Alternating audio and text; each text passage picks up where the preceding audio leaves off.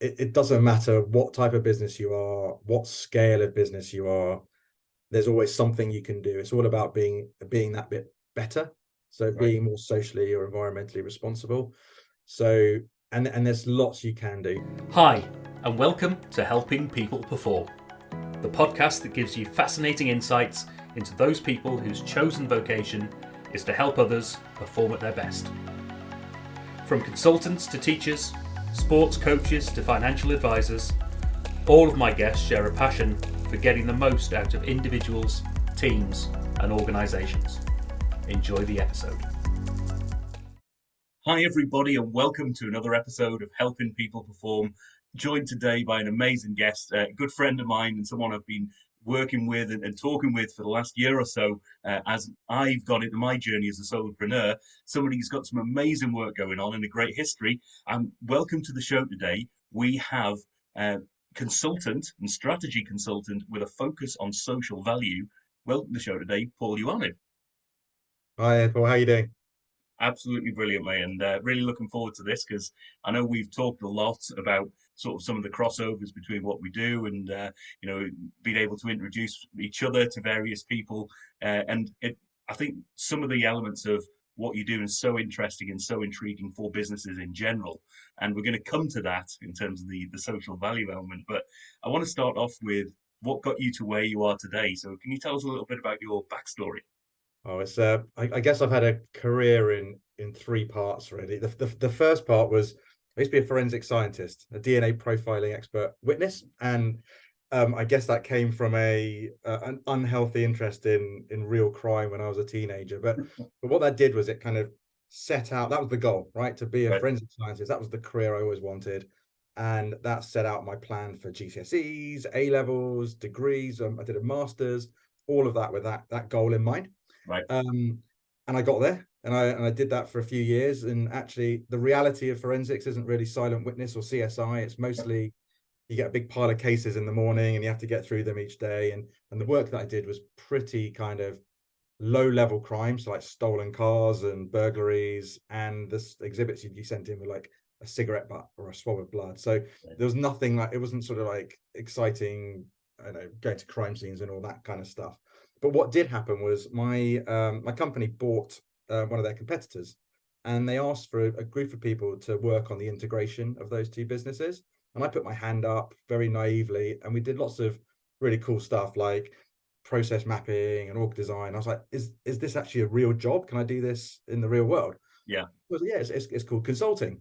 I was like, oh, okay. So in those days, EY were rebuilding their consultancy practice basically right. from scratch. And a friend of mine managed to get me an interview in the strategy practice. And that's kind of when I applied and got the job. And I worked in the EY strategy practice for about probably about 9 years in total. So my focus was mostly on sort of target operating models and transformation programs. Right. And almost all of my clients were government clients or public sector clients. So lots of the big government departments, lots of local authorities, a few kind of secret squirrel security agencies. And I really, really enjoyed that. And actually, that time at EY was what ignited my interest in social impact. Right. So when I first arrived, people would kind of go, I'd say, oh, so what do we do in terms of volunteering?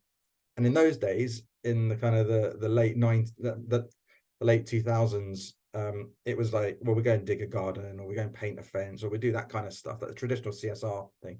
So I was like, guys, you've got some of the best people in the world at what they do in this building. Let's try and find ways that we can use those skills more effectively. So I kind of, me and a few other people created a little group of social entrepreneurs, we called ourselves, Right. that try to like leverage some of that and try to make it a bit more structured and formal. And I just love doing all of that type of work. So yeah, so I was consulting for I don't know, nearly 10 years. And then kind of towards the end, I was just getting a bit jaded with it. So all the travel, all of Mm. the kind of the focus on revenues and chargeability, and actually just working on some of like these big transformation programs are always high profile. So like, I don't know, universal credit or a big kind of IT implementation at a big department.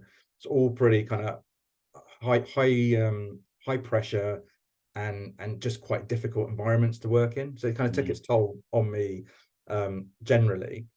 But very luckily for me, in 2017, EY did a round of redundancies in the consultancy business, and I very gladly took that, and I left with money in my pocket and kind of a smile on my face, and genuinely really good relationships off the having left on really good terms. So that's kind of like the second transition. And the third part of my career was I decided to set up as a freelancer, as kind of a solopreneur. Yeah. And that's kind of what I do now, which is a real focus on social impact. But like I say, a lot of relationships that I had back in EY are really strong, and probably 90% of my work is actually being back into EY, either as a kind of a subcontractor to deliver client work for them, or to work on internal projects with them. So quite a potted history, a career in three parts, I guess. I mean, hugely interested in that whole view of. I love the backstories of people, because you never know where it's going to come from, and that element we've chatted about it before, the sort of forensic piece. It's completely different, or is seen as completely different to any of the consulting world and things like that. What are some of the skills? What are some of the things that you picked up in the world of forensics that maybe stick with you today, or certainly did in the consulting time? Yeah, I mean, attention to detail is like the absolute thing, like, and the ability to think in a structured way. Right. So I say a lot of the cases were pretty low level, but for example, there was I worked on one murder in the entire 5 years that I was doing forensics, and someone was stabbed in a nightclub, and in those days people could smoke in nightclubs, and so you can imagine that an emergency situation, everyone bails out of the nightclub, leaving their cigarettes, their bottles, their drinks, and you kind of go, okay, well, we think it happened here. So you literally have to sit down with the police officers, and I guess that's another skill set, stakeholder management, which is they really are reliant on you and your advice to move forwards in the case. So you go, these are the types of things that I think would be important. These are the exhibits that I think we should examine first. These are the so there's a bit of kind of the structured approach, the stakeholder management, and I guess analytics. That was always something that through the early part of my time at EY, being able to take huge data sets. I mean, in those, it's very different to what people would do today, but take data sets and interpret it in a way that could draw insights out of it to then communicate to a client that this is what we think the next step should be, or this is what we think you should be doing in future. So yeah, there's kind of there's some stuff that was transferable. In fact, that's exactly what I had to do in the interview, was to try and kind of go, I did lots of strategy stuff, and lots, I say the word strategy a lot when I'm in an interview as a strategy consultant. So yeah, I guess they bought it, and it really helped me. Yeah. Oh, I mean, just a little nugget there, a little top tip for anyone going into the interview process is get the words that your potential employer is saying, get those into your language as soon as you can. And it's amazing how much that connects you, isn't it? Yeah. Oh, yeah.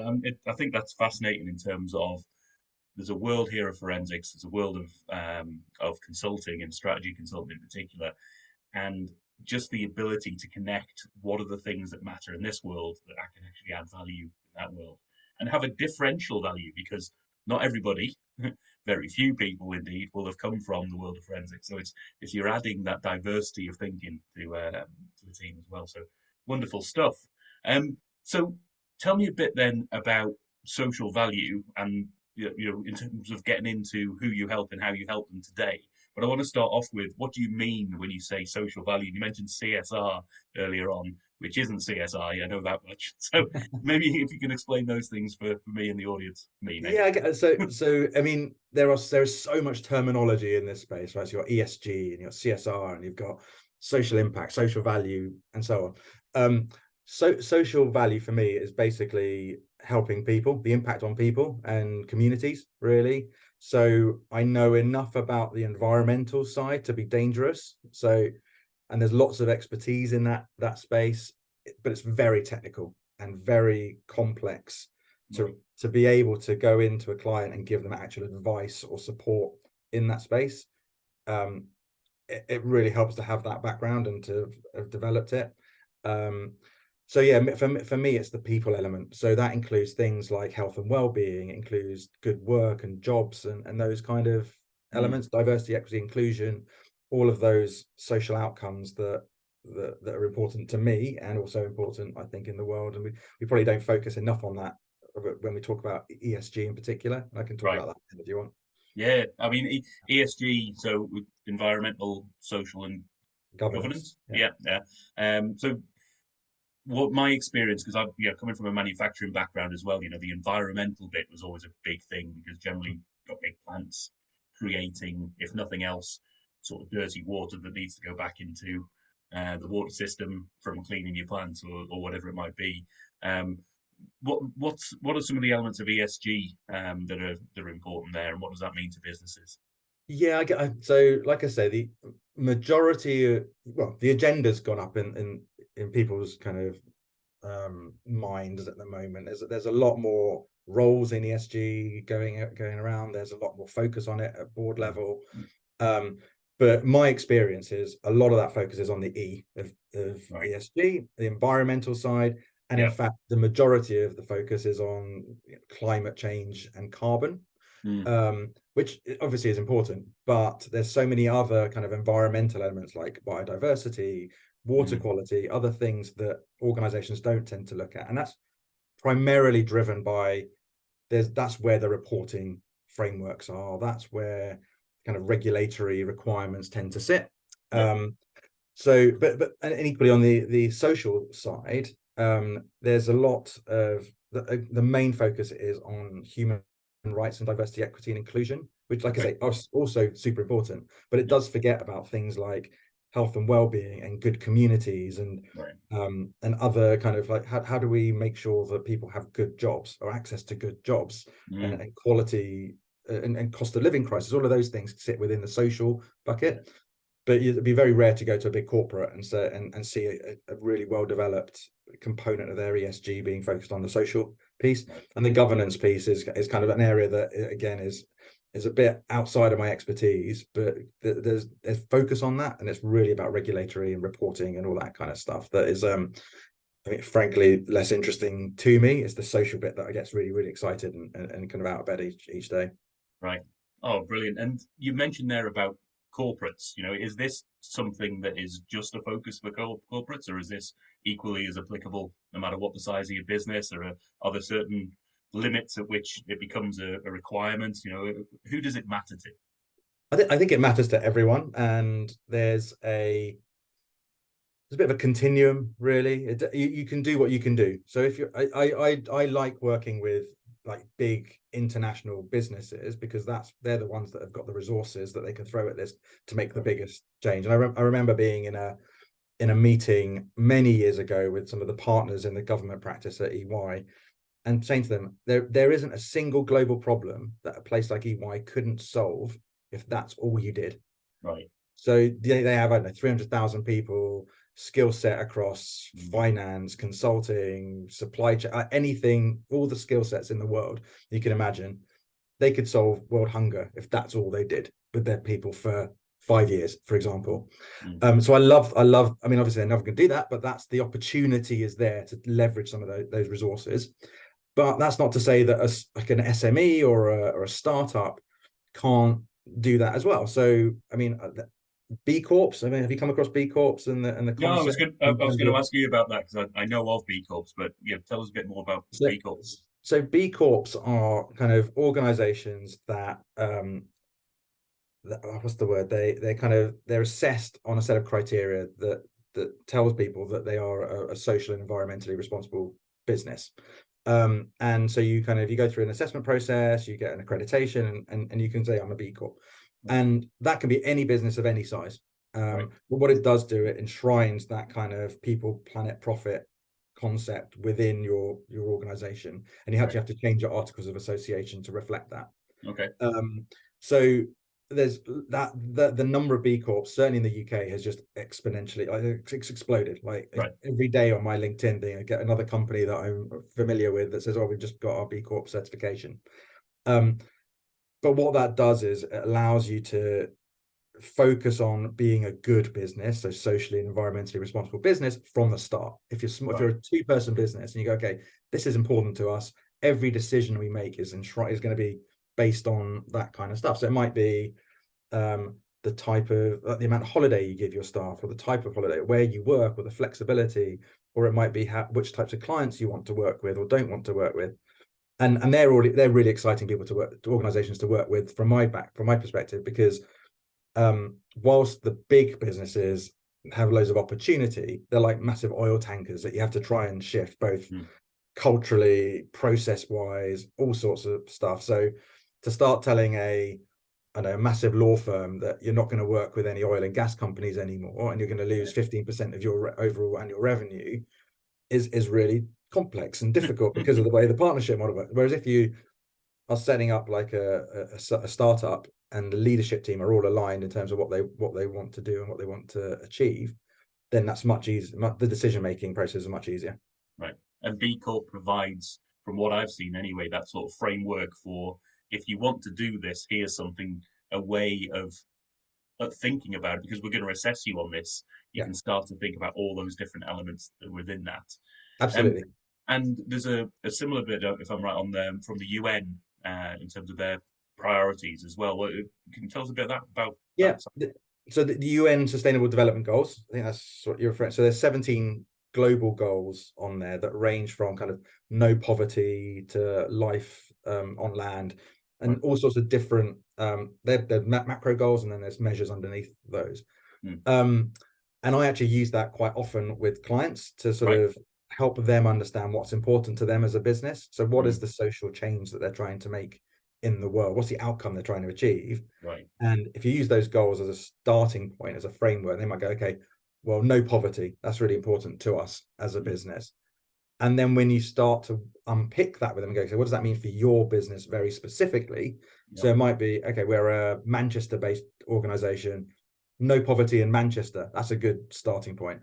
Okay, so what do you do as a business? Oh, we do, I know, life sciences. Okay, well, how does that translate into that goal? Like, how do you create a goal that's much more specific and tailored to your business, that you can really start to take people on that journey with you? But the UN development, there's so many different frameworks out there.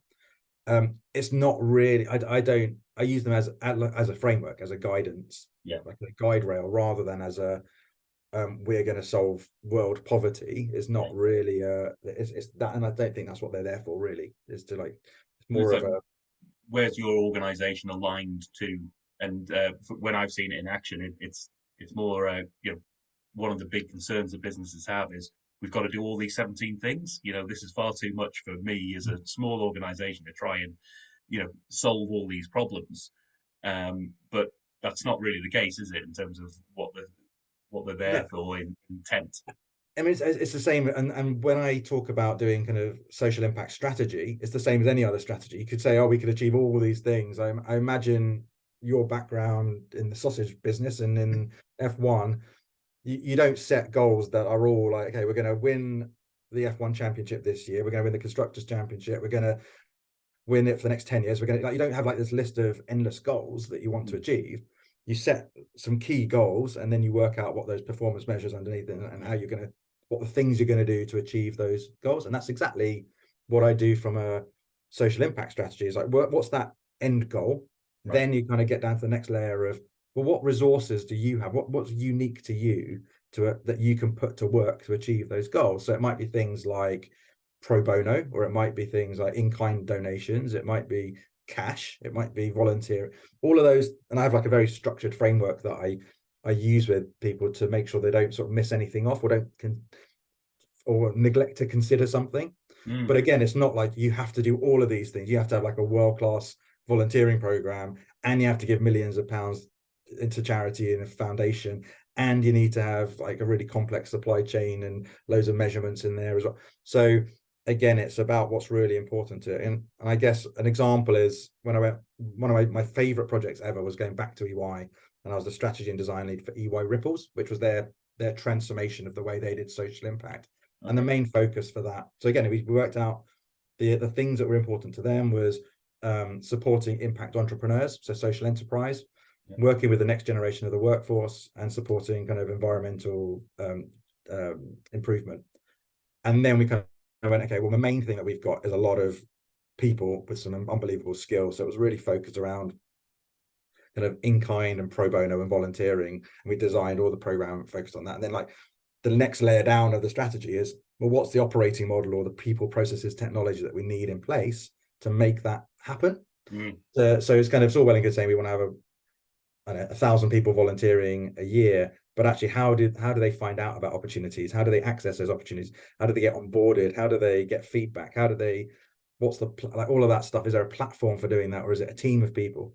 So trying to work through all of that process and treating it like a real transformation program at EY in particular was really exciting. And that's what I bring to clients from a strategic perspective in terms of social impact.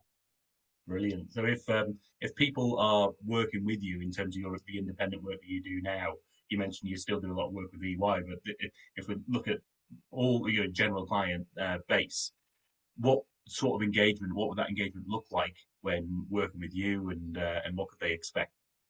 Yeah, and I guess a lot of what I do, so strategy is not, and I don't think it's been like this for many years, right? It's not where you go, I'm very clever, I'm going to come and tell me everything about your business, and I'll come back with a PowerPoint presentation in a few weeks' time. Yeah, it's never, in my experience, it's never been like that. What it is I run lots and lots of workshops, write some of the stuff down that they have in their heads. I mean, it seems a bit like noddy, but a lot of stuff that's in their heads that isn't, they're good ideas, and it's not structured in a way that makes sense. So I bring that framework to say, okay, let's run a workshop on the top part of this picture, which might be what's the goal that we're trying to achieve. Then we'll run a workshop maybe on volunteering, so there's a lot of it is facilitation, all of it's dialogue, a lot of it is helping them corral stakeholders and message to stakeholders what's important. So when I talk about social impact, obviously something has to give in that kind of like graphic equalizer of financial value, social value, people value, client, all of that kind of up and down. It's going to cost you some money, so you're going to have to go and write a business case for it. So I can tell you what to put in this business case based on my experience that will be valuable to you. So yeah, I mean, that's the way I go about my business, is helping, just facilitating primarily and writing some stuff down that makes sense. Yeah, no, and bringing that structured approach is a huge amount of value to organizations who, as you say, you might have individuals who've all got these great ideas as to things that are important to them. You know, I'm talking from my own experience here, but it might be around a personal bit where maybe some family member is has a particular type of care or issue. You might be part of a community group or something that you want the business to work towards, but actually, how do you get that business to do that? And is that appropriate for the business? How do we get the story told and the momentum behind it to really shift the dial? And I think having somebody who's got the experience of helping people through that is going to be an invaluable service. So hats off to you on that stuff. And I really enjoy it. And I guess that's one of the reasons I like working in this space is the people. Right. So the type of people you come across, whether it's in corporates where people are kind of engaged in this agenda, and like they might be in the CSR team or the ESG team, they're always very smart, very passionate, very empathetic, and they're basically the kind of people I like to hang out with. So it's always, they're always a good client. It's very rare that you kind of go, like you don't get many nasty people in this space. So let's put it that way. Right. No, good. And yeah, some amazing work, and I really encourage people to reach out. We'll talk a bit more about that towards the end as well. But to find out more and find out what you can do, because there's so much that you can do, even at a small level, that has a big difference and a big leverage point. So, I want to talk a little bit about, as a consultant, you're always helping other people. And this whole podcast is about helping people perform. But I always like to ask my guests, how do you help yourself perform? What are the things that keep you on top of your game? That's a really interesting question, and it's certainly changed from when I was a forensic scientist and when I was at EY. Right. So in those days, you would have a lot of development opportunities presented to you, and it was really up to you to grab hold of them. Yep. Whereas now, and you'll recognize this, there's always that trade-off between chargeable delivery, doing the chargeable stuff that brings the money in, business development, and then you kind of go, okay, so what time is left for me to improve myself? Right. So there's a trade-off in there, but it's something that I absolutely keep that time for. And I guess there's so much more for me to learn. Both, I mean, I talked about kind of the environment side. It's like very technical and difficult. I've still got to learn some of that to keep relevant. And there's Right. a lot of development in the social space that I just need to keep up to date with. And also kind of emotionally as well, like just how I present myself and how I kind of come across. Like I'm certainly not the finished article in terms of being a consultant. There's lots of development areas that I've still got. So I mean, in terms of the actual specific tools, I read loads. So that's the easiest and the cheapest way to develop yourself, is in my view. So whether it's blogs or books or whatever, and podcasts as well. I love a podcast. Or whenever I'm exercising or traveling, I've always got a podcast on the go. So and there's all sorts of different whether they're technical ones or kind of things that are like more just more general things. And they're not always sort of like business. I don't only listen to business podcasts or things that are going to help me through the day, but they kind of balance me out in different ways. I guess I've done one paid for training course, which was pretty expensive overall, and that was on being a design sprint facilitator, which was just another, it was like a real kind of practical process. And whilst I don't run too many design sprints end to end anymore, almost all of the components are really helpful. There's like some brilliant facilitation tips, and there's some really good structured exercises that you might use, and that's paid for itself like 10 times over now at least. And I guess the most important way of self-improvement is the networks that I'm part of, and you and I are part of the Solopreneurs Network, which is that kind of that group of one person organizations, and we help each other with whether it's a shoulder to cry on or a virtual fist pump, but a lot of kind of networks and connections and just sharing tips and hints. I mean, we went from, I think we started off with maybe 5 or 6 of us. Now there's at least 30, 40 people that might join us once a month. And we've all been through some of that pain that these people that are just starting out on their careers are experiencing. And even and the idea of having people from different backgrounds and different industries is incredibly helpful. So we're not all consultants, we're not all, there's some coaches in there, and you go, okay, well, I need to find my client's asking for a coach. That's really helpful. Or how do you do this in your industry? All of that stuff is really important. And I guess the other network that I've got is the one that I built up at EY. So a lot of my peers are now either partners at EY or in other firms, which is brilliant, obviously, for kind of creating business opportunities, but also like they are a version of my general client as well. So you can go and say, okay, I'm not trying to sell this to you specifically at EY, but I've got this new offer that I just wanted to test with someone. Would you mind giving me some honest feedback on it and see how it lands and what you would change about that? So that's kind of all of those things are simple, cheap ways of me learning and growing every day. And I guess there's probably two gaps that I would like to do something about this year. The first is I feel like I kind of need more of a formal mentor or coach. Sometimes I can get lazy. So it might be, okay, here's my to-do list. I've got all these contacts I need to get in touch with. But actually, I sometimes don't hold myself to account as well as I could do. So it'd be nice to have an external voice that's not my wife nagging me, because that's kind of how it can feel sometimes. Because even though she's absolutely right, it kind of sounds like you want someone who's like going to tell you off in a different way. And the other side of it is to kind of, I often, when times are quiet, I might flip-flop between things and kind of go, okay, this is what I'm going to try and achieve. Here's the plan. And then I might go, okay, that's not working. So now I need to, so having someone else to kind of go, actually stick at it for a bit longer, or maybe you're right, you should be swapping over the focus right now. I think that would be really helpful. I'm not entirely sure whether I need a mentor or a coach yet, but I'm going to speak to lots of people, certainly within the Solopreneurs Network, that might be able to help me work out which one and potentially be that coach. And I guess the second thing is, I know a few people that have been on kind of startup accelerators and like small business accelerators. And I'm wondering whether that would be valuable to me, just to get some more technical skill set, and also that broaden that network as well in a different direction with different organizations. So those are the two areas of focus that I think I'll put on in terms of my own performance and over the next few months.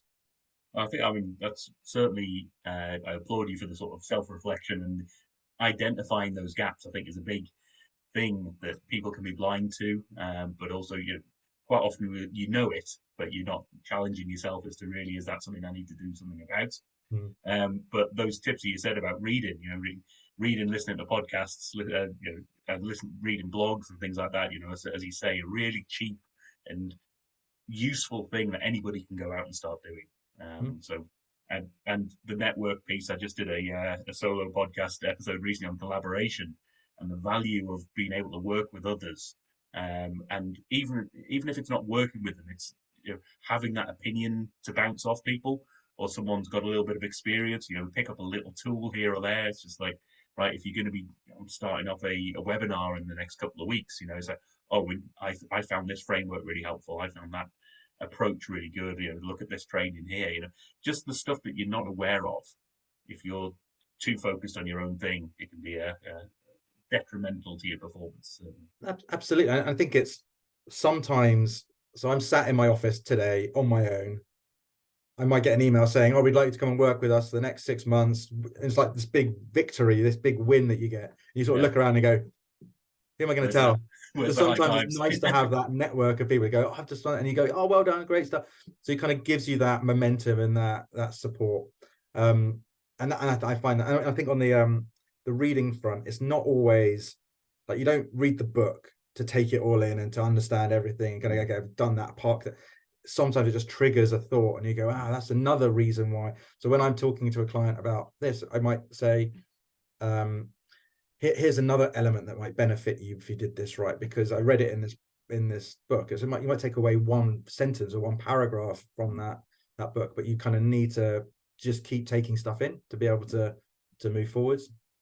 Oh, wonderful stuff. And let's try changing the angle a little bit in terms of you talk about clients and working with clients. In terms of who you would like to help with the skill set and the experience that you've got, who would you like to help perform? I mean, this is a really easy one. So I'm absolutely passionate about sport, and in particular rugby. And one area, I mean, one client that I would love is the RFU, so English Rugby, to help them get strategic about social impact. So, I mean, the rugby landscape in England is a bit of a basket case. I guess it's not really much of a secret, but there's so much value in being a rugby player at any level, or being involved with a rugby club in the community and those kind of things. There's lots of good resources that they deploy to help drive social impact, through rugby, but it's very piecemeal. So it's kind of like they'll tell the story around play rugby because it's good for your health and well-being, but they won't necessarily talk about, well, actually, what could we do in terms of growing local businesses and helping create jobs behind the bar at a rugby club, like all these kind of different elements that they could support and cascade down. So they could have like a strategic framework and cascade that down to make it available to lots of grassroots clubs. That would be the dream client and the dream gig. I've had conversations around it in the past, but it's just one of those things that kind of is going to take a long time and a bit of a burning platform to make happen. Right. No, wonderful. And I know you do some work with an organization in the sporting arena already with Future Proof. Maybe tell us a little bit about those guys and what you're doing for them. So Future Proof are amazing. So it's set up by a couple of guys. One was a former England rugby player. He had a couple of caps, a guy called Tom May, and another guy called James Hitchman, who comes from a recruitment background. And they sort of came together and were like, actually, there's a big gap here supporting athletes when they retire, transition into kind of sustainable employment. And I came across them just on LinkedIn, actually. And I came across a post of theirs, and what they were describing from an athlete's perspective was very similar to what I see in the work that I do. So it might be working with young people from a disadvantaged background. They face very similar barriers to employment. So a lack of a network, a lack of understanding of the job market, a lack of the kind of the skill set around applying and identifying roles that are suitable for them and creating CVs, and a lack of a LinkedIn all of that stuff is very, very similar. And I was like, well, I've designed programs very specifically tailored to address those problems. Maybe I can help you do the same. And that's how I got involved. So now I kind of work with them on a kind of a program design and delivery perspective that tries to really nail down what those barriers are and the interventions that we can put in place to work with it, whether it's a football club or a rugby club. And my like I say, my real passion is actually kind of women's sport, and I think now is the time to be investing in women's playing careers to prepare them for that transition down the line. So Right. Tom and James are fantastic to work with. They've got some incredible contacts. They've got some incredible opportunities going forwards, and it's just something that I'm really enjoying being part of. Ah, wonderful stuff. Wonderful. And yeah, if we've got anybody listening from the RFU as well, pull your finger out and contact Paul here. So if let's switch that question over a little bit then, in terms of if you could sit down, have a drink, have a meal with somebody that you think you could learn from that would really lift your performance, who would you want that to be? I don't know. Do people normally say like Gandhi or David Attenborough or something? Oh, Someone with we've kind had of all sorts, mate, all so, sorts. someone like Martin Luther King or something like that. But and I mean mine is probably much more practical, I guess. So I spent a bit of time a year or so ago working with Lane 4, who are like a Yes. leadership and learning development company, Yep. and they were merged into EY again, and I worked on the integration of those two. And the leadership of Lane 4 in particular, the guys that came over were Yep. just exceptional, like really kind of inspirational, experienced, like really technically capable. But we spent an awful lot of the time talking about how can we help them create a team that's going to be high performing. How can we build their work on their performance? It would be amazing to spend a little bit of time with that leadership team Yeah. to help them kind of to help me perform and help me understand how I can improve my performance, because a lot of them have sort of both sporting heritage as individuals and psychology background, Yes. and a few of them have a bit of both. So Yeah. it's such a really powerful kind of leadership and performance development kind of combination to bring. So I Yeah. mean, and again, I'd encourage people to work with them if they can, but they'd be the ones that I would love to sit down and spend some time talking about me rather than Yes. talking about them and their business.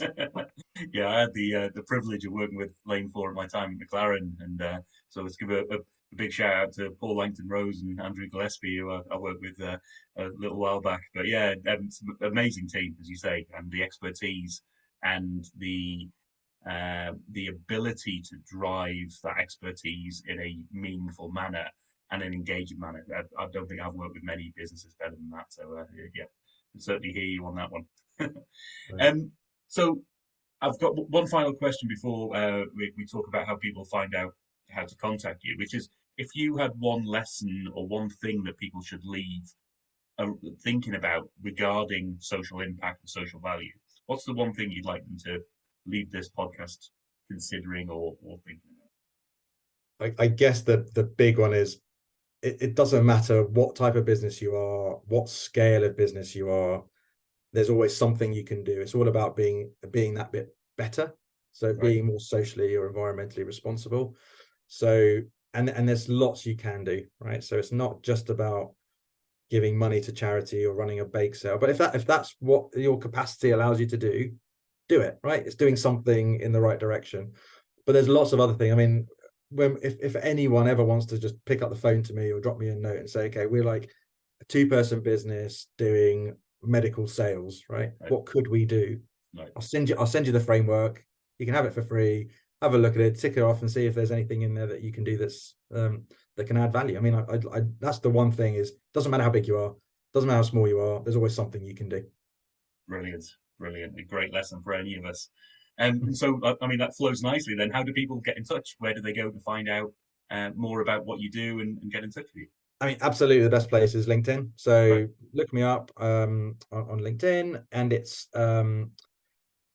you'll see hopefully some interesting posts. I do a lot of kind of replying to other people's posts, which triggers conversation. It's always a nice way to operate, because Yeah. I don't know it all. I don't just chuck out kind of content out there that's like, this is how you should do it. There's a few bits and pieces, a lot of kind of snippets of my experience that I put out there that hopefully is useful to some people. But absolutely, just drop. I connect with anyone who wants to connect with me.